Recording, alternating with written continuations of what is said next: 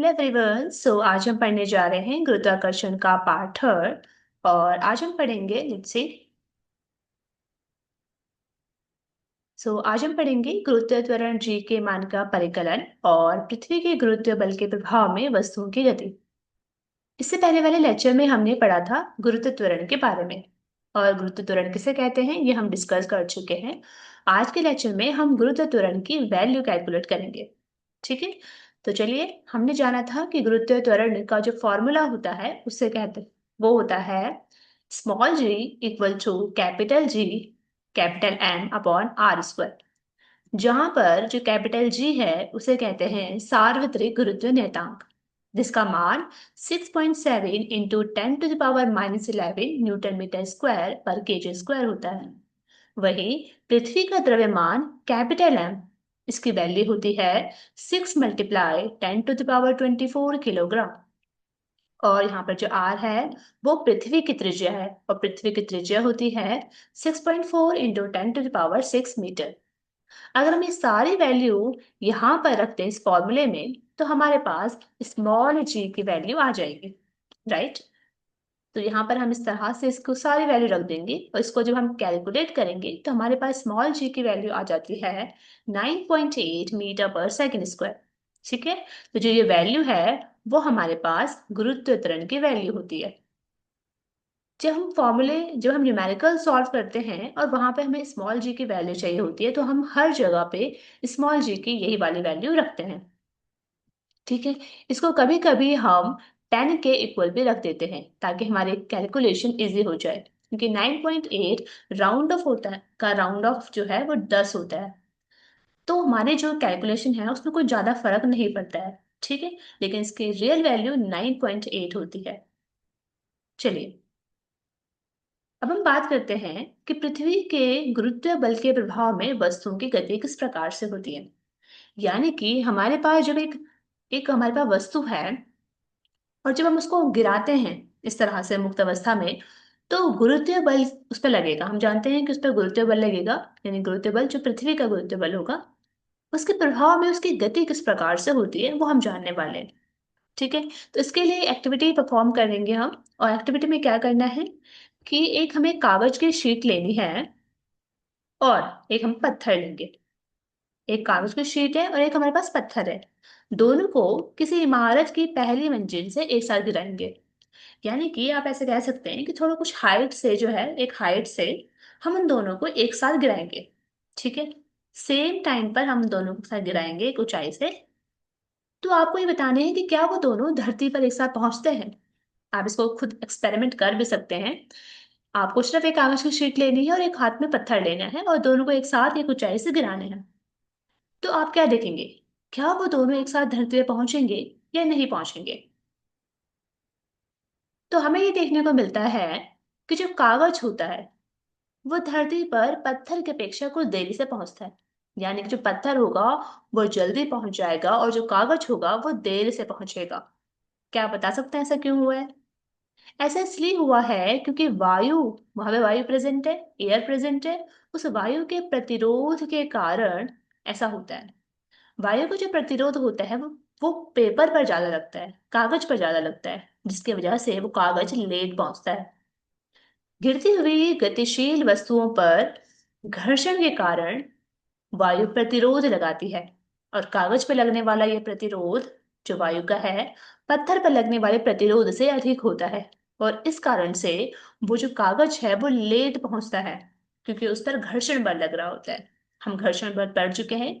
घर्षण बल का मतलब होता है वह बल जो वस्तु की गति में विरोध करता है। जहां वस्तु जा रही थी, यानी जो पत्थर जो पेपर था वो नीचे आ रहा था, लेकिन उसका अपोज कर रहा था, उसका विरोध कर रहा था कौन, घर्षण बल। इसलिए पथ जो वो पेपर होगा वो लेट पहुंचेगा। तो दूसरा केस देखते हैं। इसी केस में आपको क्या करना है, ये जो एक्सपेरिमेंट है वो आप खुले वायुमंडल में ना करके आपको एक कांच के जार के अंदर करना है। हमारे पास एक कांच का जार होगा, उस जार में से हम पूरी हवा को निकाल देंगे।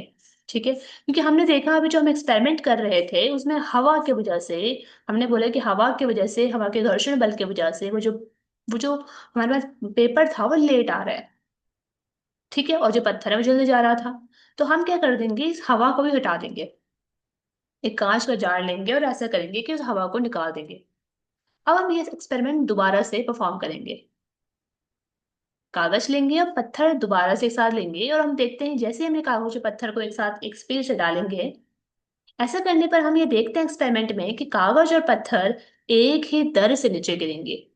यानी कि वो सेम स्पीड से और सेम टाइम पर ही वो नीचे एक पोजीशन में पहुंच जाएंगे। ठीक है, इसको आप वीडियो में भी देख सकते हैं, वीडियो लिंक में क्लिक करके। ठीक है, इस एक्सपेरिमेंट को खुद से भी आप ट्राई कर सकते हैं इसको। तो इस एक्टिविटी से हमने क्या समझा? इस एक्टिविटी से हमने ये समझा कि वस्तु के द्वारा जो अनुभव करने वाला त्वरण है, दैट इज गुरुत्व त्वरण की हम बात कर रहे हैं, वो उसके द्रव्यमान पर निर्भर नहीं करता। इनिशियली आपने ये सोचा होगा क्योंकि पत्थर जो है वो ज्यादा भार का है, ज्यादा द्रव्यमान है, और जो कागज का है पेज, वो कम द्रव्यमान का है, शायद इसलिए एक जल्दी पहुंचता है और एक तेज में पहुंचता है। बट ऐसा नहीं होता है।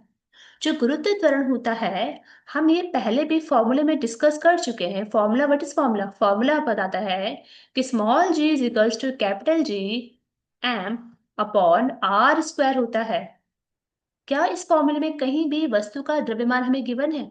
नहीं गिवन है। जो ये आप एम देख रहे हैं, ये धरती का यानी पृथ्वी का द्रव्यमान है। ठीक है, तो इस फॉर्मूले से हमें ये पता चलता है कि जो गुरुत्व त्वरण होता है वो सिर्फ सिर्फ पृथ्वी के द्रव्यमान पर, पृथ्वी की त्रिज्या पर निर्भर कर रहा है। यहाँ पर इस फॉर्मूले में कहीं भी वस्तु का कुछ भी नहीं आ रखा है, यानी यहाँ पर वस्तु का द्रव्यमान नहीं है। इसका मतलब गुरुत्व त्वरण सभी वस्तुओं के लिए समान होता है, चाहे उसका द्रव्यमान कुछ भी हो जाए। अगर वहां पर गुरुत्व त्वरण में डिफरेंस आ रहा है तो किसी एक्सटर्नल फैक्टर की वजह से आ रहा है। जैसे कि हमारे फर्स्ट एक्सपेरिमेंट में वो एक्सटर्नल फैक्टर था घर्षण बल, यानी कि वायु के घर्षण बल के कारण वहां पे गुरुत्व त्वरण में डिफरेंस आ रहा था। लेकिन जैसे ही हमने उस एक्सटर्नल फैक्टर को हटाया, हमने कांच के जार के अंदर एक्सपेरिमेंट परफॉर्म किया, वैसे ही हमने देखा कि गुरुत्व त्वरण के भाव में वो दोनों वस्तुएं एक साथ आती है।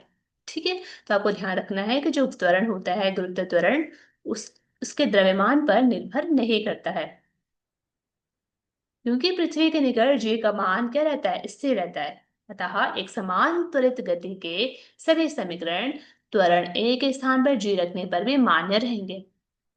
हम यहाँ पे देख रहे हैं, एक चीज हमने समझ ली है यहाँ पे, ये फर्स्ट चीज है जो हमको समझना था गुरुत्व त्वरण के बारे में, जब वस्तु गुरुत्व त्वरण के अधीन गति करती है। दूसरी बात यह है कि जब वस्तु गुरुत्व त्वरण के अधीन गति करेगी तो उस पर किस प्रकार के समीकरण लगेंगे। तो हमने गति के 3 समीकरण पढ़ रखे हैं। तो यहाँ पे ये कहा जा रहा है क्योंकि पृथ्वी के निकट जी का मान स्थिर रहता है, इसलिए जब एक समान त्वरित करती हुई जो गति के समीकरण होते हैं, वहां पर हम त्वरण का उपयोग करते हैं। उस त्वरण की जगह पर हम जी के मान को रिप्लेस कर देंगे, और तो हमारे पास कुछ इस प्रकार के समीकरण आ जाती है। ये सारे समीकरण आपने पढ़ी है कहाँ पर? न्यूटन के गति के नियम में। पहले समीकरण होती है v बराबर u प्लस ए टी, जहां पर v अंतिम वेग और u प्रारंभिक वेग होता है और a त्वरण होता है। यहाँ पर हम रिप्लेस करके क्या g रखेंगे तो उसके मान में कोई फर्क नहीं पड़ेगा।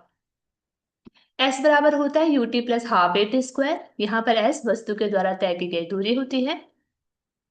थर्ड जो समीकरण है वो होती है वी स्क्वायर बराबर you square plus two A S. ये समीकरण जब कोई वस्तु गुरुत्व त्वरण के प्रभाव के अंदर गति करेगी तो वहां पे भी हम इस समीकरण का ही यूज करेंगे। ठीक है, सो आपको ध्यान रखना है इस समीकरण का उपयोग करते हुए कि यदि जो त्वरण हमारे पास है, यदि त्वरण वेग की दिशा में अर्थात गति की दिशा में लगेगा तो हम त्वरण को धनात्मक लेंगे। यानी मान लेते हैं इस तरह से जो वस्तु गति कर रही है उसका त्वरण भी उसी डायरेक्शन में है, तो वहां पर हम त्वरण को प्लस में लेंगे। लेकिन कभी ऐसा हो जाए कि जो गति की दिशा है उसके विपरीत दिशा में त्वरण लग रहा होगा, तो उस समय हम उसको ऋणात्मक लेंगे। इसको हम और डिटेल में समझेंगे नेक्स्ट लेक्चर में, जहां पर हम इसके न्यूमेरिकल को सॉल्व करेंगे। वहां पे आपको समझ में आएगा कि कब हमें ए पॉजिटिव लेना है और कब हमें ए नेगेटिव लेना है। सो आज के लिए इतना ही। अब हम देखते हैं रिव्यू। हमने क्या क्या देखा? हमने देखा कि पृथ्वी की सतह पर गुरुत्वाकर्षण के कारण वस्तुओं पर एक समान त्वरण काम करता है, और जिसको हम गुरुत्व त्वरण कहते हैं। गुरुत्व त्वरण जी का मान होता है 9.8 मीटर पर सेकंड स्क्वायर। जब कोई वस्तु कोई भी वस्तु जब पृथ्वी की तरफ गिरती है तो उसकी गति निरंतर बढ़ती जाती है, क्योंकि वह गुरुत्वाकर्षण के कारण त्वरण उत्पन्न करती है, त्वरण प्राप्त करती है। सभी वस्तुओं का गुरुत्व त्वरण लगभग समान होता है, चाहे उनका द्रव्यमान कितना भी हो। इसलिए भारी और हल्की वस्तुएं समान गति से गिरती है, हवा के प्रतिरोध को छोड़कर। अगर हवा का प्रतिरोध वहां पर नहीं है तो वे समान रूप से गिरेगी। आवश्यक शर्तें थी कि आपको गुरुत्व बल और गति के समीकरण पता होना चाहिए। नेक्स्ट लेक्चर में हम क्या देखेंगे? नेक्स्ट लेक्चर में हम इसी से जुड़े हुए उदाहरण को समझेंगे। ठीक है, तब तक के लिए थैंक यू।